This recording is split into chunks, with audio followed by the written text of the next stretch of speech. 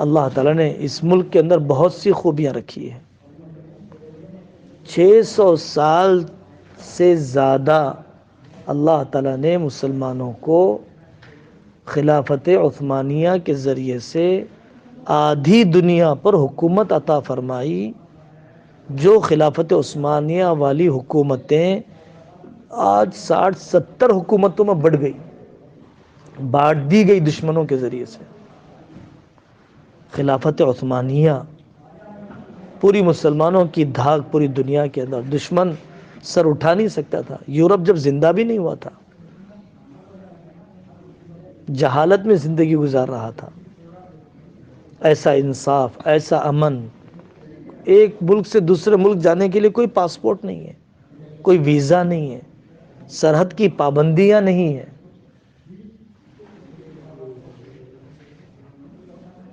حرمین شریفین کی خدمت، مدارس، مکاتب، خانقاہیں، اسلامی عدالتیں، علماء کا اکرام،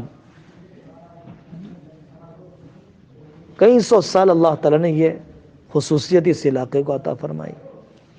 اس سے پہلے حضرت رسول اللہ صلی اللہ علیہ وسلم نے فرمایا کہ اگر قیصر ختم ہو گیا، اذا ہلک قیصر فلا قیصر بعدہ، اس زمانے میں دو بڑی حکومتیں تھیں، ایک کسریٰ کی، کسریٰ ایران، اور ایک قیصر روم۔ تو جو قیصر روم، اٹلی بھی ایک حصہ ہے بڑا اس کا، تو جو قیصر روم تھا اس کا ایک بڑا گڑھ یہ قسطنطنیہ تھا۔ پرانا نام حضرت آقا صلی اللہ علیہ وسلم کے زمانے کا نام اس علاقے کا قسطنطنیہ ہے، عربی میں قسطنطینیہ کہا جاتا ہے۔ اس ملک کو آقا صلی اللہ علیہ وسلم نے زبردست بشارتیں عطا فرمائی کہ تم لوگ قسطنطنیہ فتح کرو گے، کیا ہی بہترین وہ امیر ہوگا اور کیا ہی وہ بہترین لشکر ہوگا جو قسطنطنیہ فتح کرے گا۔ تو بہت سی کوششیں ہوئی۔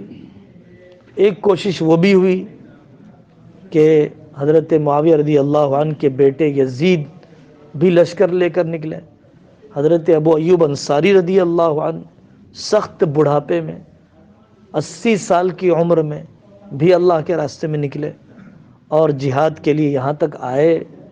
قسطنطنیہ کی جو دیوار آج بھی موجود ہے، حصار جو ہے موجود ہے، فصیل، وہاں پر پہنچنے سے پہلے انتقال کا وقت قریب آ گیا۔ فرمایا کہ جہاں تک لے جا سکتے ہو میری لاش کو لے جانا۔ تو لے جایا گیا، دفن کیا گیا، اللہ کے راستے میں دفن ہونا پسند کیا، میزبان رسول صلی اللہ علیہ وسلم ہونے کے باوجود۔ اور پھر محمد فاتح رحمۃ اللہ علیہ، اس کے بعد انگریزوں کا غلبہ اور بہت ساری چیزیں رومیوں کی، عیسائیوں کی چلتی رہی، کئی سو سال ان کی بھی رہی۔ پھر اس کے بعد دوبارہ جب غلبہ ہوا عیسائیوں کا، محمد فاتح رحمۃ اللہ علیہ نے، اللہ تبارک و تعالیٰ نے اس نوجوان کو 22 سال کی عمر میں اور بعض روایتوں کے مطابق 19 سال کی عمر میں قسطنطنیہ کے فتح کرنے کے لیے قبول کیا۔ تربیت کا اثر، ماں بچپن سے کہا کرتی تھی بیٹا تم قسطنطنیہ فتح کرو گے۔ نیپولین ایک انگریز گزرا ہے، وہ کہتا ہے اگر دنیا کی کوئی، پوری دنیا کی ایک حکومت ہو جائے اور اس کی کیپٹل سٹی بنا دی جائے تو قسطنطنیہ یعنی استنبول سب سے زیادہ لائق ہے کہ اس کو دارالسلطنت بنایا جائے۔ اس کی جغرافیائی نوعیت، اس کا سمندروں کے بیچ میں ہونا، اس کا محفوظ ہونا اور دشمن کا آسانی سے داخل نہ ہو پانا، موسم اور آب و ہوا، ان سب نوعیتوں کے اعتبار سے پوری دنیا کے لیے دارالسلطنت بننے کے قابل ہے۔ اس شہر کا کچھ حصہ ایشیا میں ہے موجودہ جغرافیہ کے اعتبار سے، اور کچھ حصہ یورپ میں ہے۔ اس لیے استنبول کے ایک حصے کو الطرف الآسیوی کہتے ہیں اور دوسرے حصے کو الطرف العروبی کہا جاتا ہے۔ محمد فاتح رحمۃ اللہ علیہ، اور پھر اس کے بعد خلافت عثمانیہ۔ خلافت عثمانیہ کے آخری دور میں کمزوری آ گئی، اعمال و ایمان کے اعتبار سے بھی، اسباب و قوت کے اعتبار سے بھی، اور دوسری طرف انگریز اپنی سازشیں رچتا رہا اور مسلمانوں میں انتشار ڈالتا رہا، طاقت و قوت کے اعتبار سے ٹیکنالوجی میں اضافہ ہوتا رہا، تو پھر دوبارہ مقابلہ ہوا۔ اخیر میں سازش و مکاری کے تحت آخری خلیفہ عثمانیہ خلافت کے آخری بادشاہ کو جلا وطن کر دیا گیا۔ یہاں پر ایک شخص پیدا ہوا، اسی علاقے میں کمال اتا ترک اسے کہا جاتا ہے، ہر جگہ پر اس کی تصویریں لگی ہوئی ہے۔ کمال اتا ترک کا ذہن چونکہ اسلامی نہیں تھا، الیکشن وغیرہ خلافت عثمانیہ کے خاتمے کے بعد، خلافت عثمانیہ کے خاتمے کے لیے جن لوگوں کو استعمال کیا گیا وہ یہ شخص ہے، کمال اتا ترک۔ علامہ اقبال کا مشہور شعر ہے، چاک کر دی ترک ناداں نے خلافت کی قبا، چاک کر دی ترک ناداں نے خلافت کی قبا۔ دوسرا مصرع اس طرح کا ہے، اپنوں کی سادگی بھی دیکھ، دوسروں کی عیاری بھی دیکھ۔ اس وقت مسلمان کو احساس نہیں تھا کہ میں کیا کر رہا ہوں۔ خلافت کی دھاک کا ختم ہو جانا ساری بلیوں کو شیر بنانے کا ذریعہ بن گیا۔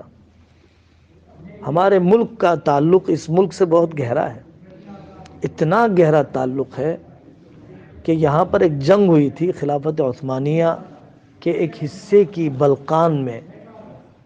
تو بلقان میں جو جنگ ہوئی، خلافت عثمانیہ کو مالی امداد کی ضرورت تھی، تو ہمارے ملک میں ہمارے اکابر نے، دارالعلوم دیوبند کے اکابر نے، اور الیاس صاحب رحمۃ اللہ علیہ کے اساتذہ نے تحریک خلافت چلائی۔ تحریک خلافت، تحریک خلافت کا مطلب یہی ہے کہ خلافت عثمانیہ کو کسی طریقے سے بچایا جائے، اس کو ضائع ہونے نہ دیا جائے، اور بڑی امداد بھیجی، بڑا روپیہ پیسہ بھیجا وہاں سے۔ آج بھی یہاں کے لوگ جو تاریخ سے واقف ہیں اسے یاد کرتے ہیں۔ اور دارالعلوم دیوبند میں ایک کپڑا رکھا ہوا ہے، وہ کپڑا حضرت رسول اللہ صلی اللہ علیہ وسلم کا جو کپڑا یہاں کے میوزیم میں رکھا ہوا ہے، اس کپڑے کے ساتھ مس رہا۔ تو یہ کپڑا چونکہ اب ملا ہوا تھا، اس کے اوپر کپڑا رکھا ہوا تھا، اب یہ کپڑا جو حقیقی کپڑے کے ساتھ مس رہا، انہوں نے بھیجی جانے والی اس امداد پر دارالعلوم دیوبند کو بطور تحفے کے پیش کیا۔ وہ بھی ایک بڑی برکت کی چیز ہے۔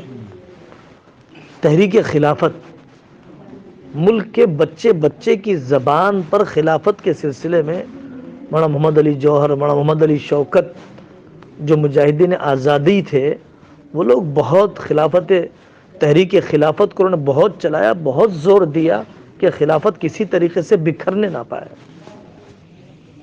جب کمال اتا ترک الیکشن وغیرہ ایک علاقے سے دوسرا علاقہ، اور کچھ اپنے زمانے میں ایسے کام اسے کرنے کا موقع ملا کہ جس سے بہت جلدی یہاں کی عوام میں قبولیت مل گئی۔ کمیونزم کا ذہن تھا، لا دینیت کا مزاج تھا، خدا بیزاری کا مزاج تھا، تو خدا بیزاری کا مزاج، بے دینی کا مزاج، اس نے یہ سوچا کہ ملک کی ترقی کے لیے دین رکاوٹ ہے، سب سے پہلے دین کو ختم کرنا ہے۔ دین کو ختم کرنے کے لیے خلافت عثمانیہ سے وابستگی اور تعلق کو ختم کرنا ہے، مذہبی کتابوں سے تعلق کو ختم کرنا ہے۔ اس کے لیے اذان کو ترکی زبان میں بدل دیا گیا، قرآن کو ترکی زبان میں ہی پڑھا جائے گا، عربی زبان میں نہیں پڑھا جائے گا۔ اسی طریقے سے پوری ایک ٹیم کے ذریعے سے دوسری نئی زبان کو تیار کروایا۔ جو پرانی عثمانی زبان تھی، عثمانی زبان عربی اور فارسی سے قریب تھی، آپ یہاں کی قبروں پر لکھا ہوا دیکھیں گے، اور پرانی جو کتابیں اسلامی فقہ سے متعلق ہے، آج کے لوگ اسے پڑھ بھی نہیں سکتے، آج کے زمانے کے ترکی علماء بھی نہیں پڑھ سکتے۔ وہ فارسی اور عربی زبان سے قریب تھی، تو اس نے سب سے پہلے رائٹنگ اسٹائل کو بدلا، لیٹینی انداز، لاطینی انداز کو اپنا انگریزی حروف کی طرح، اور پھر رسم الخط کے بدلنے کے بعد نئی زبان بھی بنا کر پیش کر دی، پوری نئی زبان، رات رات اعلان کر دیا گیا کئی مہینوں سالوں کی کوشش کے بعد کہ آج سے یہ زبان ترکی میں چلے گی جو اب چل رہی ہے۔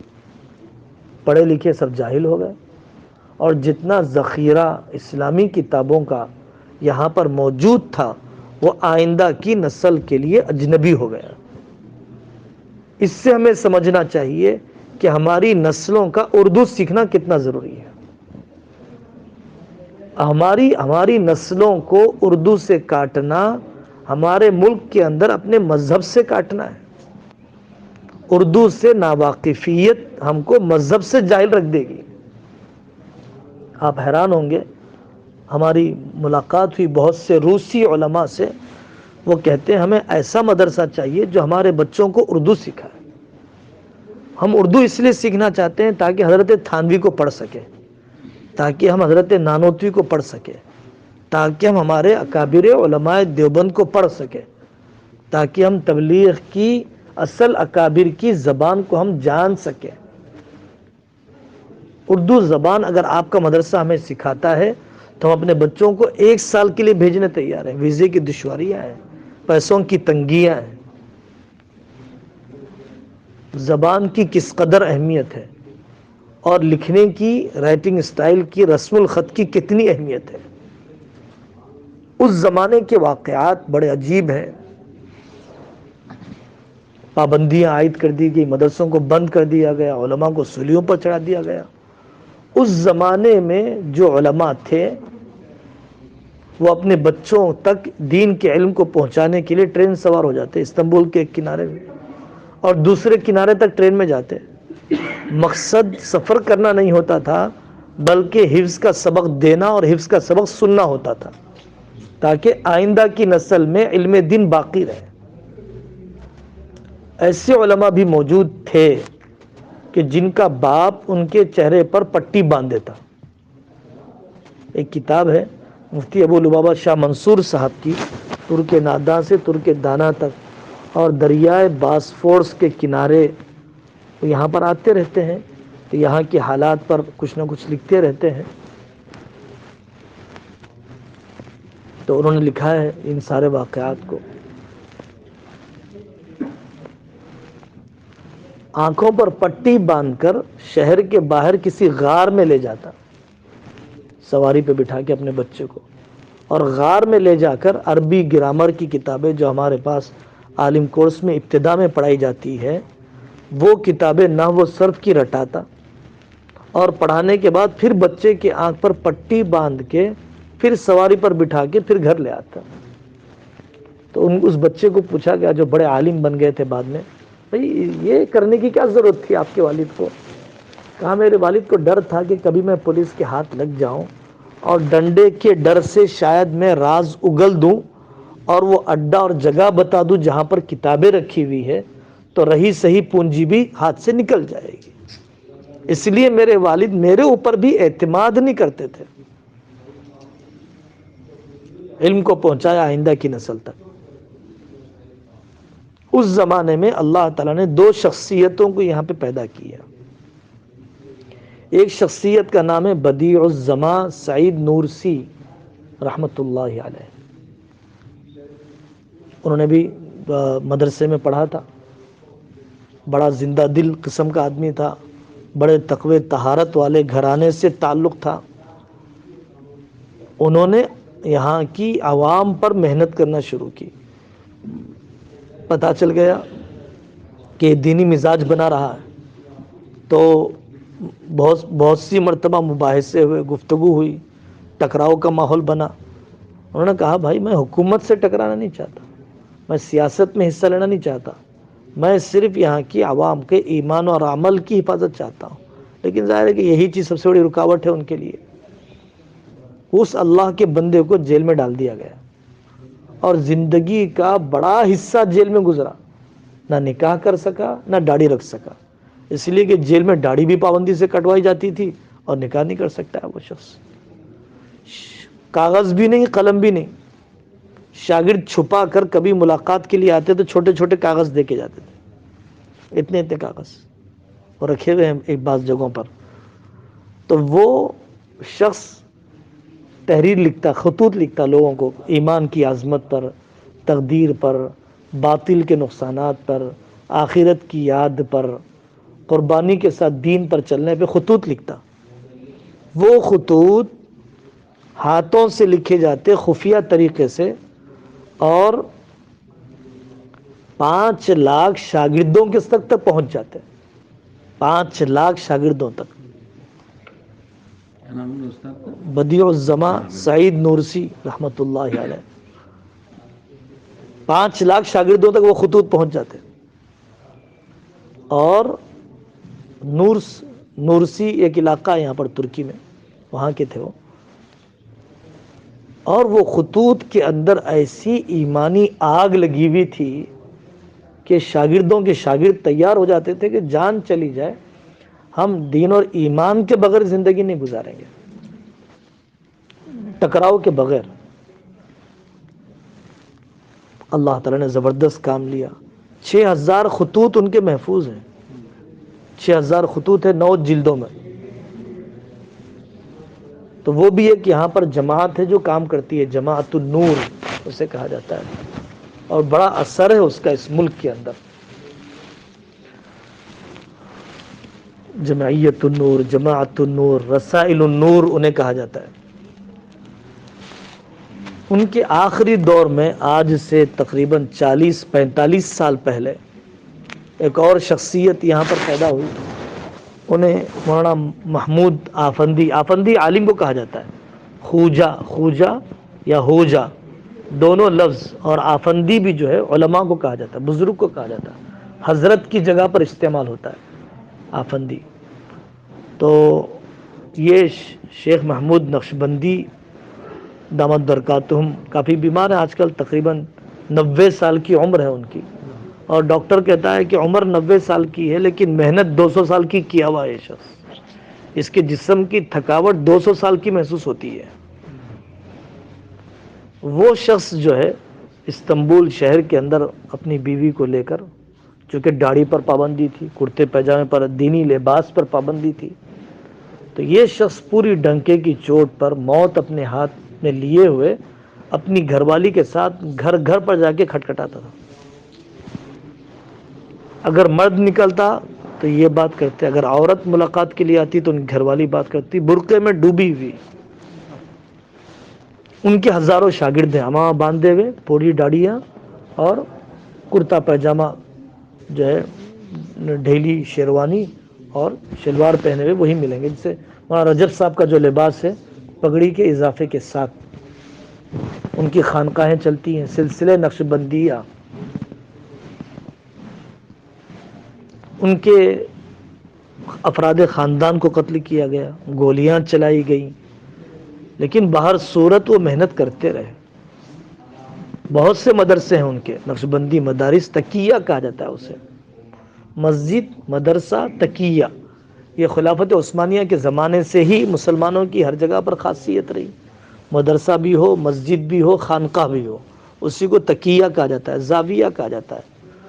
تو سلسلہ نقشبندیہ کے لوگ ہیں، سلسلہ قادریہ کے لوگ ہیں، سلسلہ نقشبندیہ کے لوگ ہیں، بہت کام کرتے ہیں۔ سرکاری عہدوں کی کوشش نہیں کی جاتی، سرکاری سند کے حاصل کرنے کی کوشش نہیں کی جاتی، جیسے ہمارے علماء دیوبند کا طریقہ ہے۔ سرکاری امداد نہیں لی جاتی، عوام الناس کے چندے پر ہی اپنا نظام چلایا جاتا ہے، بہت طاقتور قسم کا۔ کمال اتاترک کے دور کے بعد اسی زمانے سے ہی موجودہ جو وزیر اعظم ہیں رجب طیب اردوغان صاحب، ان سے پہلے تھے نجم الدین اربکان صاحب، ان کی پوری تربیت نقشبندی علماء نے کی، نیچے سے اٹھایا، منسپل سے اٹھایا اور وزارت تک، صدارت تک اللہ تعالی نے پہنچایا، بہت حکمت کے ساتھ، بہت نرمی کے ساتھ، بہت تدریج کے ساتھ، اور ان ساری دینی دعوتی تنظیموں کے تعاون کے ساتھ، اللہ والوں کی دعاؤں کے ساتھ 20-25 سال کے عرصے میں اللہ تعالیٰ نے صدارت کی کرسی پر بہت لمبے مدت تک بیٹھنے والا صدر اللہ نے شخص کو بنایا ہے۔ غیر معمولی قبولیت اللہ نے اس شخص کو عطا فرمائی۔ محمود آفندی صاحب سلسلے نقشبندیہ میں مکتوبات امام ربانی حضرت مجدد الف ثانی رحمۃ اللہ علیہ کا ہلکا سا تذکرہ۔ حضرت مجدد رحمۃ اللہ علیہ پنجاب کا ایک علاقہ ہے سرہند، وہاں پر حضرت کا قیام تھا، حضرت کی خانقاہ تھی۔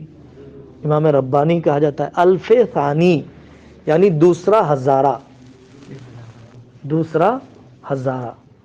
دوسرے ہزار۔ تو جب آپ کی پیدائش ہوئی تو اس وقت اسلام کی یعنی آج سے 443 سال پہلے، ٹھیک ہے نا صاحب؟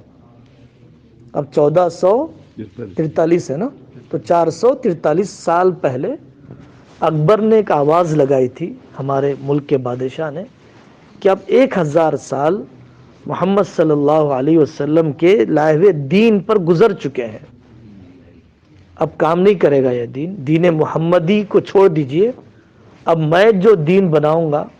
اس شخص نے اسے دین الہی کا نام دیا۔ یہ دین الہی دوسرے ہزارے کے لیے چلے گا۔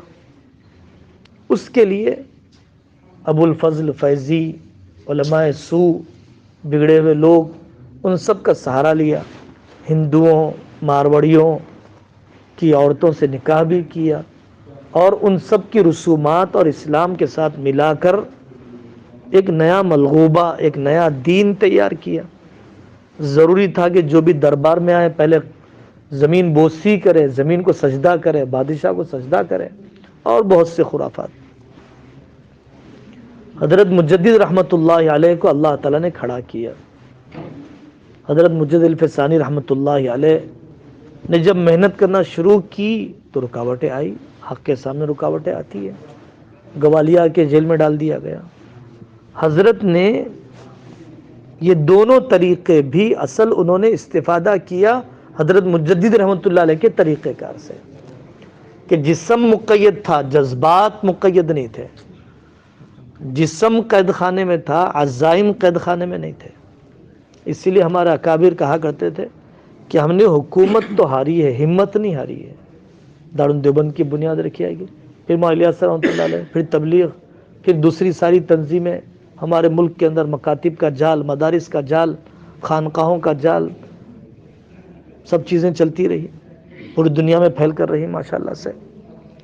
تو حضرت مجدد رحمۃ اللہ علیہ مختلف جیلوں سے مختلف خلفاء کو خطوط لکھا کرتے تھے۔ وہ خطوط اس زمانے میں 7-8 جلدوں میں موجود ہیں۔ ان خطوط کے اندر پورا کھل کر بدعات کی تردید بھی کی جاتی اور اپنے خلفاء کی روحانی تربیت بھی کی جاتی، ان کے تزکیے کے اگلے مقامات بتائے جاتے اور مریدین اپنے احوال لکھ کر بھیجتے۔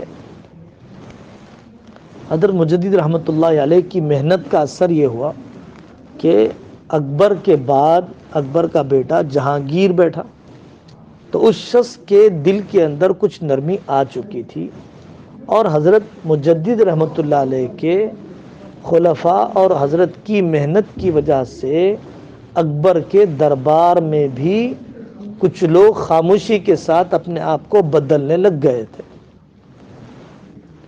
جہانگیر کے بعد شاہ جہاں کو بادشاہ بنایا گیا۔ شاہ جہاں کے اندر اور کافی نرمی آ چکی تھی اسلام کے سلسلے میں، شریعت کے زندہ کرنے کا جذبہ۔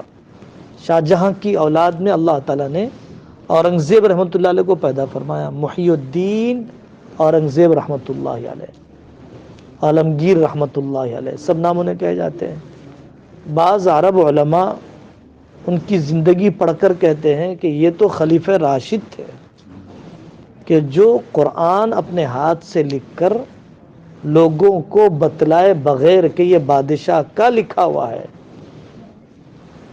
اس سے آنے والی قیمت پہ گزارا کیا کرتے تھے۔ ہاتھ سے ٹوپیاں بن کر اس کے ذریعے سے گزارا کیا کرتے تھے۔ ہمارے ملک میں اکبر سے ہمارے وطن کے بھائیوں کو محبت ہے، اورنگزیب رحمۃ اللہ علیہ سے اتنی دشمنی ہے ان کی دین پسندی کی وجہ سے. انہوں نے اپنے زمانے میں جو بہت سے کام کیے، ظلم کا خاتمہ، ہندوؤں کو جاگیریں، پرامن ماحول، ملک کی سرحدوں میں وسعت، یہ سب کاموں کے ساتھ حضرت نے ایک اور کام کیا. فتوے کی کتاب ایک الفتاوی ہندیہ ہے، الفتاوی عالمگیریہ ہے، 6 جلدوں میں. حضرت نے وہ علماء کی کمیٹی میں لکھوایا، خود وہ روز اسے سنا کرتے تھے. آج دنیا کی کوئی عدالت اورنگزیب رحمۃ اللہ علیہ کی وہ کتاب جو لکھوائی گئی اس کے بغیر نہیں رہ سکتی ہے. آج بھی دنیا کی کوئی عدالت اورنگزیب رحمۃ اللہ علیہ کا لکھوایا ہوا وہ قانون اسلام کا، اس سے بہتر کوئی کتاب اس کے بعد نہیں لکھی گئی. اس کو فتاوی عالمگیریہ کہا جاتا ہے، فتاوی ہندیہ بھی کہا جاتا ہے. یہاں پر بھی آپ بہت سے تقریباً علماء کے دفتر میں رکھی ہوئی دیکھیں گے آپ. یہ کام حضرت مجدد رحمۃ اللہ نے وہاں پر کیا تھا، اور اس کے اثرات سے استفادہ کرتے ہوئے ان حضرات نے یہاں پر کام کیا. تو اس ملک کے اندر اللہ تبارک و تعالیٰ نے آج کل بہت ساری کشش کے اسباب اللہ نے رکھے ہیں. ایک مظلوم ملکوں کے مسلمانوں کا استقبال پوری فراخ دلی کے ساتھ. دنیا کے جس چپے میں مسلمان مظلوم ہے کسی طریقے سے پہنچ جاتا ہے، بڑی فراخ دلی کے ساتھ استقبال. شہریت بھی، سٹیزن شپ بھی اپنے شرائط کے ساتھ دے دی جاتی ہے. کم سے کم آپ جب تک رہنا چاہتے ہیں رہ سکتے ہیں. ایک کارڈ دیا جاتا ہے، بطاقہ حمایہ مؤقتہ، یعنی ٹیمپریری پناہ دینے کا کارڈ وہ دیا جاتا ہے. آپ اس کو لے کر یہاں پر ملازمت کر سکتے ہیں، کاروبار کر سکتے ہیں. بڑا کاروبار کر رہے ہیں تو پھر آپ کو شہریت بھی دی جائے گی. اگر آپ کا کاروبار اتنے لاکھ اتنے کروڑ کا ٹرن اوور کا ہوتا ہے تو آپ کو شہریت بھی دی جائے گی. آپ اگر بڑی مقدار میں زمین خریدتے ہیں تو آپ کو شہریت دی جائے گی. تو اس لیے جتنے مظلوم ممالک ہیں، رشیا کے تقریباً 16 ممالک، اور اسی طریقے سے یہاں پر اوپر اب ساتھی استقبال میں بیٹھا ہوا ہے، چیچنیا کا ساتھی، شیشان عربی میں کہا جاتا ہے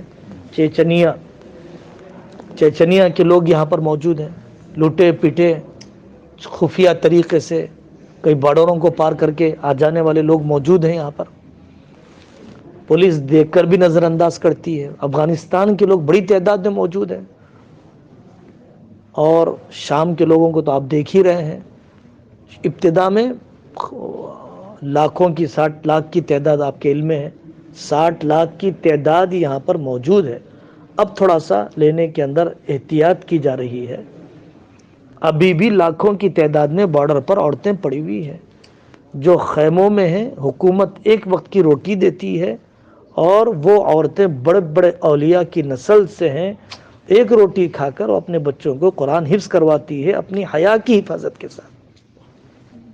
یہ بھی مفتی ابو لبابہ شاہ منصور نے دامت برکاتہم، وہ چونکہ پڑوس سے امداد لاتے ہیں، بڑی بڑی امدادیں لا کر شام کے لوگوں میں تقسیم کرتے ہیں، تو ان خیموں میں جانے کا انہیں بہت موقع ملتے رہتا ہے. تو ان خیموں کی جو کارگزاریاں لکھی ہے ان میں سے ایک یہ کارگزاری ہے. تو ان لوگوں کی بڑی تعداد ہے، اور چونکہ بڑے بڑے علماء تھے جو بالکل حالات سے مفاہمت کرنے کے لیے تیار نہیں تھے، اور بہت قریب سے دیکھ چکے تھے کہ جتنی تنظیمیں کام کر رہی ہیں سب جھوٹی ہیں. کوئی رشیا کے لیے، کوئی امریکہ کے لیے، کوئی اور ملک کے لیے، امت کو توڑنے کے لیے، ملک کو بکھیرنے کے لیے، وہاں کے منرلز کو چوسنے کے لیے یہ سب حرکتیں ہیں. تو بہت سے بڑے بڑے علماء نے بھی ہجرت کر لی وہاں سے. کوئی جرمنی چلے گیا، کوئی فرانس چلے گئے، کوئی یہاں منتقل ہو گئے، کوئی سعودیہ چلے گئے. شام کے بڑے بڑے علماء جن کے علم کا پوری دنیا میں ڈنکا آج بھی بجتا ہے، آج بھی ان کی کتابیں پڑھی جاتی ہے. وہاں کے اکابر علماء بھی بڑی تعداد میں یہاں پر موجود ہیں. 6 سال کے عرصے میں چونکہ بہت کام کرنے کا انداز ہمارے اکابر کی طرح ہی ہے، متقدمین اکابر کی طرح ہے، عوام الناس سے تعاون، مدرسہ، قدیم طرز کا تربیت کا انداز، اللہ والوں سے تعلق، بڑوں کی سرپرستی، تو 6-7 سال کے اندر 250 طلبہ کے مدرسے، 70-80 طلبہ کے مدرسے یہاں پر آپ کو ملیں گے۔ مدرسے ہوں گے یا تو سریوں کے ہوں گے، یا تو نقشبندیوں کے ہوں گے، یا تو یہ نورسیوں کے ہوں گے، یا تو پھر یہاں کی حکومت کے ہوں گے۔ حکومت نے جو مدارس قائم کیے وہ امام خطیب اسے کہا جاتا ہے، امام خطیب اسکول، امام خطیب اسکول۔ امام خطیب اسکول یہ 1000 درجے غنیمت ہے دوسرے آزاد کالجوں کے مقابلے میں، جہاں مخلوط تعلیم ہے۔ یہاں پر امام خطیب میں اتنی مخلوط نہیں ہے۔ پنجم کے بعد، 5th کے بعد دینی تعلیم ضرور پڑھائی جاتی ہے۔ تبدیلی اتنی ہی لائی جا سکی ہے کہ بھئی 5th کے بعد آپ دینی تعلیم سکھا سکتے ہیں، 5th سے پہلے دینی تعلیم نہیں سکھا سکتے۔ لیکن پھر بھی وہ امام خطیب اسکول بھی ہمارے ملکوں کے مقابلے میں، ہمارے ملکوں کے کالج سے بھی بدتر ہے، لیکن دوسری پچھلی زندگی کے مقابلے میں 1000 درجے بہتر ہے۔ آہستہ آہستہ تبدیلی آ رہی ہے۔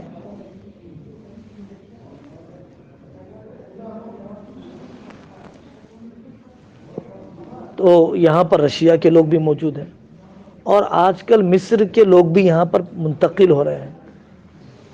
مصر کے لوگوں میں مصر کے خاص حالات کی وجہ سے وہاں کے بہت سے علماء اور وہاں کے بہت سے اکابر بھی یہاں پر منتقل ہو رہے ہیں۔ عراق کے لوگ بھی یہاں پر منتقل ہو رہے ہیں، ایک تو پرامن ہونے کی وجہ سے اور یہاں کی فراخ دلی کی وجہ سے۔ دوسرا، ہمارے جو اردو بولنے والے لوگ انڈیا، پاکستان کے، یورپ میں رہتے ہیں، لندن میں رہتے ہیں، امریکہ میں رہتے ہیں، وہ لوگ بھی چونکہ وہاں کے ماحول اور بے دینی سے عاجز ہیں، ان میں سے بھی خاصی تعداد یہاں اپنی اولاد کی تربیت کے لیے منتقل ہو رہی ہے۔ بعض لوگ پڑھائی کے لیے منتقل ہو رہے ہیں، اور بعض لوگ شہریت کے لیے ہی منتقل ہو رہے ہیں۔ وہ بھی ایک بہت بڑا میدان ہے، ویسے لوگ بھی آپ کو کافی بڑی تعداد میں مل جائیں گے۔ ایک قسم وہ بھی ہے جو ہمارے ہندوستان کی یہاں پر پڑھائی کے لیے آ رہی ہے، پاکستان کی پڑھائی کے لیے آ رہی ہے۔ اس صدارت کے دور میں بہت سارے اسکالرشپ اور مسلمان ملک کے بچوں کے لیے بہت ساری سہولیات یہاں پر دی جاتی ہیں، ان کو بلایا جاتا ہے ان کے اپنے شرائط کے مطابق۔ تو اس وجہ سے بھی بہت سے پاکستان کے طلباء اور ہمارے ملک کے طلباء یہاں پر پڑھنا چاہتے ہیں اور پڑھ رہے ہیں۔ بعض لوگ یہیں پر مقیم بھی ہو جاتے ہیں، اور بعض لوگ واپس اپنے ملک منتقل ہو کر بھی کام کرتے ہیں۔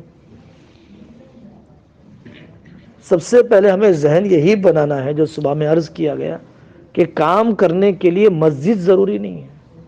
کسان کے لیے زمین کافی ہے، زمین مل گئی محنت کرے گا، عوام مل گئی، ہماری محنت کا میدان عوام ہے۔ مسجد ہمیں نماز کے لیے بھی مل جاتی ہے تو بہت ہے پچھلے دور کے مقابلے میں، چونکہ کام کے سلسلے میں اتنا تعارف نہیں ہے کہ مسجدوں کو کام کے لیے کھول دیا جائے، اور چونکہ روایت ایسی ہے کہ ماشاءاللہ مسجدوں کی تعظیم اور متبرک مقامات کی تعظیم، تاریخی چیزوں کی تعظیم اتنی زیادہ ان حضرات کے پاس ہے، تو اس کی وجہ سے بھی یہ لوگ مسجد میں کسی کو سوتا ہوا نہیں دیکھ سکتے، مسجد میں کسی کو موزے کے بغیر نہیں دیکھ سکتے۔ بھئی موزے کے بغیر آپ آ رہے ہیں سجدے کی جگہ پہ، ننگا پیر کیسا رکھ رہے ہیں آپ؟ یہ تقدس ان حضرات کے اندر پایا جاتا ہے۔ پرانی بھی بہت سی روایتیں تھیں، ایک روایت ان حضرات کی یہ بھی ہے۔ باتیں بہت ہو جائے گی۔ خلافت عثمانیہ کی بنیاد رکھنے والا جو شخص عثمان تھا، اللہ نے جس کو قبول کیا، ذریعہ بنایا، اصل وہ ٹوٹے ہوئے حالات میں تھا۔ ایک اللہ والے کے پاس گیا، رات میں قیام کیا، بھائی صبح میں بات کریں گے، آرام کر لو آپ۔ آرام کر لیا تو دیکھا کہ پائنتی کوئی کتاب رکھی ہوئی، اندھیرا، تو دیکھا تو قرآن ہے۔ او ہو، میرے پہلے ہی گناہ اتنے ہیں کہ حالات میں پریشان ہوں، اور اب میرا پیر قرآن کو لگ گیا، اے اللہ معاف کر دیجئے۔ قرآن لے کر رات بھر روتا رہا، اے اللہ معاف کر دیجئے، اے اللہ معاف کر دیجئے۔ شیخ نے خواب دیکھا کہ حضرت رسول اللہ صلی اللہ علیہ وسلم فرماتے ہیں کہ اس شخص سے کہہ دو کہ اس نے اللہ کے کلام کا اکرام کیا، اللہ اس کی نسلوں کو بادشاہت دے کر اکرام کرنا چاہتے ہیں. اس کے بعد وہ ایک شہر سے دوسرے شہر جاتا رہا، ایک ملک سے دوسرا ملک فتح ہوتا رہا. پھر خلافت عثمانیہ کی 600 سال سے زائد کی خلافت کی بنیاد رکھی گئی. اب کلام پاک کی بدولت ملا ہے تو اس لیے ہم کلام پاک کے ادب میں کمی نہیں کریں گے. تو خلافت عثمانیہ کے دور میں عدالت میں پہلے قرآن لایا جاتا، پھر قاضی صاحب آتے، قرآن پہلے رکھا جاتا، پھر قاضی صاحب بیٹھ جاتے. جس میوزیم میں تبرکات رکھے ہوئے ہیں، چونکہ پوری دنیا سے بادشاہ تحفے بھیجا کرتے تھے، انگریز تحفے بھیجا کرتے تھے، مسلمان بھیجا کرتے تھے.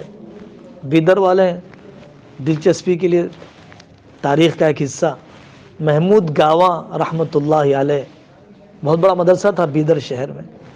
احمد نگر بہت بڑا تعلیم کا مرکز تھا. تاریخ سے واقفیت نہیں ہے تو آدمی. محمود گاواں رحمۃ اللہ علیہ نے اس زمانے میں محمد فاتح کو خط لکھا تھا، مبارک بادی کا خط لکھا تھا. تو وہ میوزیم کے اندر 400 سال سے قرآن پڑھا جا رہا ہے. 400 سال سے ایک آدمی بیٹھا ہوا قرآن پڑھ رہا ہے، 400 سال سے کبھی رکا نہیں، کیونکہ یہاں پر متبرک چیزیں رکھی ہوئی ہے صاحب. تو یہ چیز ان حضرات کی گٹھی میں ہے. تو آدمی کو اس چیز کا احترام کرنا چاہیے، اس چیز کی رعایت کرنی چاہیے کہ آدمی ناک صاف کرے، قرآن پکڑے. بھونڈی حرکت ہے آپ کی. اور لا قانونیت یہاں پر نہیں ملے گی آپ کو. لا قانونیت یعنی قانون کا توڑنا. ہمارے پاس تو کمال ہے نا صاحب جی، ہنر ہے. یہاں پر آپ کو لا قانونیت نہیں ملے گی، قانون کا احترام. وزیر صدر صاحب نے کہہ دیا ماسک پہننا ہے، ماسک پہننا ہے. سڑک کے فلانے کلانے پر چل رہا ہے، اتنے ہی کلانے پر، جتنی رفتار سے چل رہا ہے اتنی رفتار سے چل رہا ہے. اور موجودہ صدارت کے دور میں رشوت کی مقدار بھی بہت کم ہو گئی ہے. جیسے ہر جگہ پر آفیسز کے اندر جو بے اعتدالیاں ہوتی ہیں اور رشوت کا بے تکلف لین دین اور سرکاری نظام کی اتنی زیادہ دشواریاں ہوتی ہے کہ آدمی غیر سرکاری طریقے سے ہی کام کرنا چاہتا ہے. لیکن وہ چیز یہاں پر نہیں ہے. مکانات، تعمیرات، ان سب چیزوں میں آپ کو ضابطے کی پابندی ملے گی. معمولی دکان کی شروعات کے لیے بھی جو ضابطے ہونے چاہیے پرمیشن وغیرہ کے، اس کی تکمیل کروائی جاتی ہے. فائر وغیرہ کے سسٹم کے سلسلے میں آگ لگ جائے تو کیا ہے، کیسے تحفظ اور سیکورٹی کے جتنے ضابطے ہیں، ہر ضابطے کی تکمیل دیکھیں گے آپ. رکھا ہوا رہا، ہر جگہ پہ گیس رکھا ہوا ہوگا، سب چیزیں رکھی ہوئی. یہ خوبیاں ہیں جو آدمی کو لینا چاہیے. اور یہاں پر جو ہمارے نقش بندی علماء ہیں کافی احترام کرتے ہیں ہندوستان کا. نورسی علماء ہیں، کافی احترام کرتے ہیں. ان سے ملاقاتیں ہو سکتی ہے. چونکہ وہ لوگ اپنے گھروں کی صفائی، برتنوں کی، کارپیٹ کی، فرنیچر کی صفائی چونکہ بہت غیر معمولی رکھتے ہیں اور کرتے ہیں، تو بے تکلف جماعتوں کا استقبال نہیں کر سکتے وہ لوگ. ظاہر ہے جب زیادہ لوگ آئیں گے تو چیزیں زیادہ استعمال ہوگی، کچھ نہ کچھ گندگی تو رہ ہی جائے گی. وہ لوگ ایک دوسرے سے ملاقاتیں بھی زیادہ نہیں کرتے ہیں. اگر جماعت کو گھر پر کھانے کے لیے بلانا ہے تو بیوی سے پہلے اجازت لینا ہے. ملاقات کے لیے بلانا ہے تو پہلے گھر والی سے پوچھتا ہے.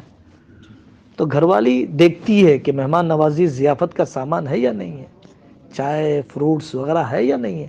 ہیں تو ہم آنے کی اجازت دیں گے، نہیں ہے تو منع کر دیں گے. آپ 1000 کہہ دیجئے کہ صاحب ہم کھانا پینا نہیں چاہتے ہیں، صرف ملاقات کر لیجئے. تو مجھے بعض پرانے ساتھیوں نے بتلایا کہ ہرگز اجازت نہیں دیتے وہ لوگ. نہیں بھئی، ہمارے پاس فی الوقت ضیافت اور مہمان نوازی کی جو روایتیں ہیں ہمارے پاس موجود نہیں، ہم آپ کو نہیں بلا سکتے. مسجد کی صفائی کا اہتمام، قرآن کے ترتیب کا اہتمام، بیت الخلاء کی صفائی، یہ سب چیزیں بڑی استعداد اللہ تعالیٰ نے عطا فرمائی. ترک قوم کے اندر قیادت کی صلاحیت ہے، انتظام کی صلاحیت ہے، ذہانت اللہ نے بہت دی ہے، طاقتور جسم دیے ہیں، فوجی مزاج ہے، فطری طور پر فوجی مزاج ہے. جیسے فوجیوں کو وقت کی پابندی کا خیال ہوتا ہے، نماز کے بعد تسبیحات انفرادی بھی کر سکتے سبحان اللہ، لیکن پہلے ایک امام صاحب اعلان کریں گے، پھر اس کے بعد سب پڑھیں گے. تو جیسے فوج میں پریڈ کرنے کا اسٹائل ہوتا ہے، وہ اجتماعی انداز. وہ جو 70 سالہ کمال اتاترک کمالی دور اسے کہا جاتا ہے، کمالی دور میں جو زہر بے پردگی کا، یورپین کلچر کا ہیٹ پہنائیں گے تو عقل بدلے گی لوگوں کی. تو وہ ہیٹ پہنائی جاتی تھی جو انگریزوں کی ہوتی ہے، عثمانی بادشاہوں کی ٹوپیوں کے مقابلے میں، ذہنی غلام بنانے کے لیے. اور جو کوٹ پہنے جاتے ہیں، وہ کوٹ پہنیں گے تو ہماری قوم کی ترقی ہو جائے گی. تو وہ کوٹ اس طرح سے جسم کا اور یہاں کی رہنے سہنے کی زندگی کا ایک حصہ بن گیا. تو مسجد کو ہم ضروری نہ سمجھیں. باہر کی ملاقاتیں ہمیشہ ہی اکرام کرنا چاہیے. بطور خاص یہاں پر زبان سیکھنے کی فکر ہونی چاہیے. ہمارے جو سوری اور شام کے بھائی ہیں، وہ بھی زبان سیکھنے کی فکر نہیں کرتے. اس لیے شام والوں میں کام مل جائے گا، ترک ساتھیوں میں کام نہیں ملے گا. اور ترکی ساتھیوں کا شام کے ساتھیوں کے ساتھ اختلاط نہیں ہوگا جب تک کہ وہ بھی زبان نہ سیکھ لیں. زبان کے فاصلے کو ختم کرنا ضروری ہے. اور جس وقت یہاں کے شام کے ساتھی اپنے ملک منتقل ہو جائیں گے انشاءاللہ اپنے حالات کے درست ہونے کے بعد، تو پھر کام ویسی ہی سطح پہ پہنچ جائے گا جیسے کہ ان کے آنے سے پہلے تھا. قربانی کی استعداد شام کے ساتھیوں کے اندر زیادہ ہے، سادگی کی وجہ سے، مہاجر ہونے کی وجہ سے، حالات سے گزرنے کی وجہ سے. ہم ہمیشہ ساتھیوں سے بولتے رہے کہ چلے 4 مہینے کی آپ کے سامنے کوئی حیثیت نہیں ہے ان جنگوں اور قربانیوں کے مقابلے میں جو تم دے کر آئے ہو. اپنے سامنے جو بم برستے ہوئے دیکھے ہیں، اپنے سامنے اپنی بیویوں، ماؤں اور باپ کے چیتھڑے اچھلتے ہوئے جو آپ نے دیکھے ہیں، دفن کی جانے والی لاش پر میزائل اور بم برستے ہوئے، چیتھڑے اکھڑتے ہوئے جو تم نے دیکھے ہیں، چلے 4 مہینے کے لیے جانا کوئی حیثیت ہی نہیں ہے تمہارے لیے. بنے بنائے گھر، بنی بنائی دکانیں، جائیدادیں سب چھوڑ کر آئے ہیں. قرآن کریم بھی یہی کہتا ہے کہ ہم شہریت دیں گے. وَلَنُسْكِنَنَّكُمُ الْأَرْضَ مِنْ بَعْدِهِمْ ذَلِكَ لِمَنْ خَافَ مَقَامِي وَخَافَ وَعِيدِ. تقوی اختیار کرو گے تو ہم شہر بھی دیں گے، شہریت بھی دیں گے. اسکان کہتے ہیں شہریت کو، کسی کو ٹھہرنے کا موقع دیا جانا. تقوی والی زندگی، جو چیز نفع پہنچانے والی بن کر رہے گی اس کو رہنے کا موقع دیا جائے گا. ہمارے پاس جب ملک تقسیم ہو رہا تھا، ایک بزرگ تھے حاجی لقاء اللہ صاحب رحمۃ اللہ علیہ، حضرت تھانوی کے ساتھیوں میں سے تھے. جب ملک تقسیم ہونے لگا تو پانی پت کے گاؤں سے وہ بھی جانے لگے، پاکستان جانے لگے. تو پورے گاؤں والے آ گئے اور انہوں نے آ کر کہا کہ حضرت آپ جائیں گے تو برکت چلی جائے گی ہمارے گاؤں سے. ہندوؤں نے آ کر کہا. حضرت نے کہا میں اکیلا رہ کر کیا کروں گا، بوڑھا آدمی ہوں، قبر میں پیر لٹک رہے ہیں، کب جنازہ اٹھ جائے میرا، کون نہلائے گا، کون دفنائے گا.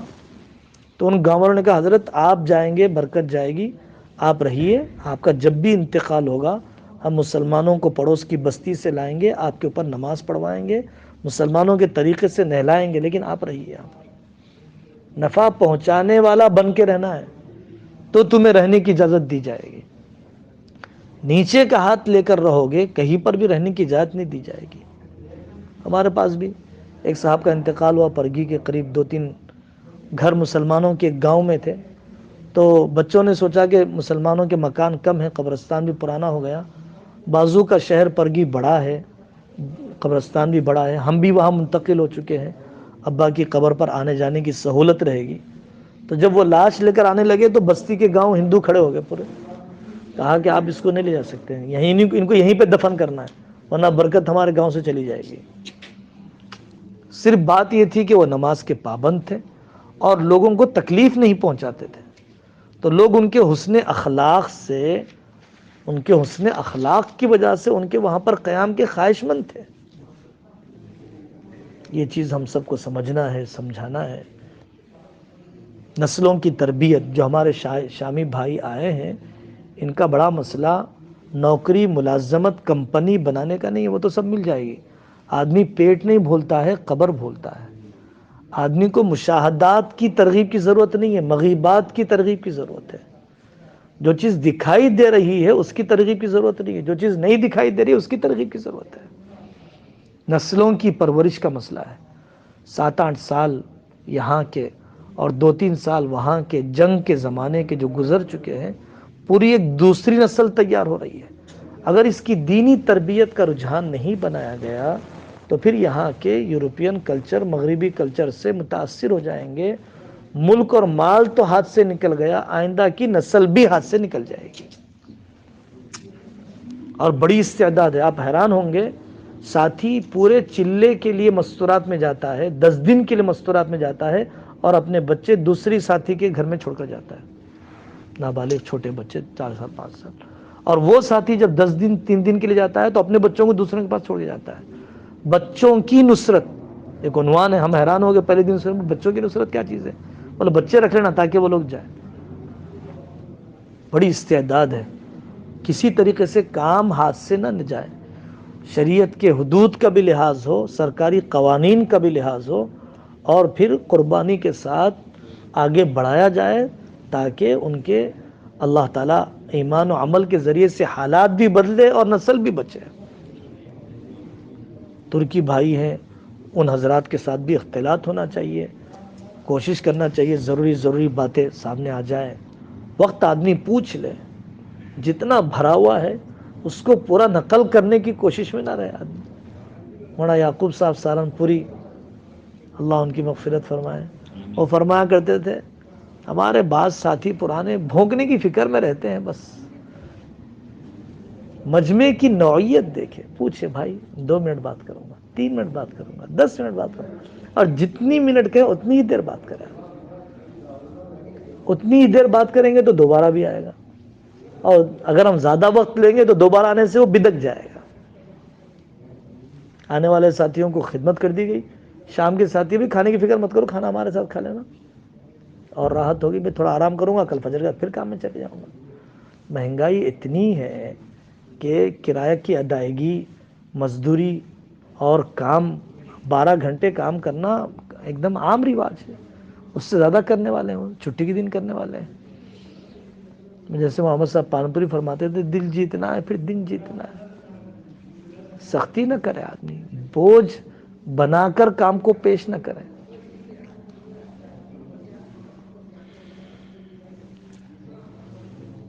اللہ تعالیٰ آپ حضرات سے خوب کام لے، قبول فرمائے، عمل کی توفیق عطا فرمائے۔ سبحان اللہ و بحمدہ، سبحانک اللہم و بحمدک، اشہد ان لا الہ الا انت۔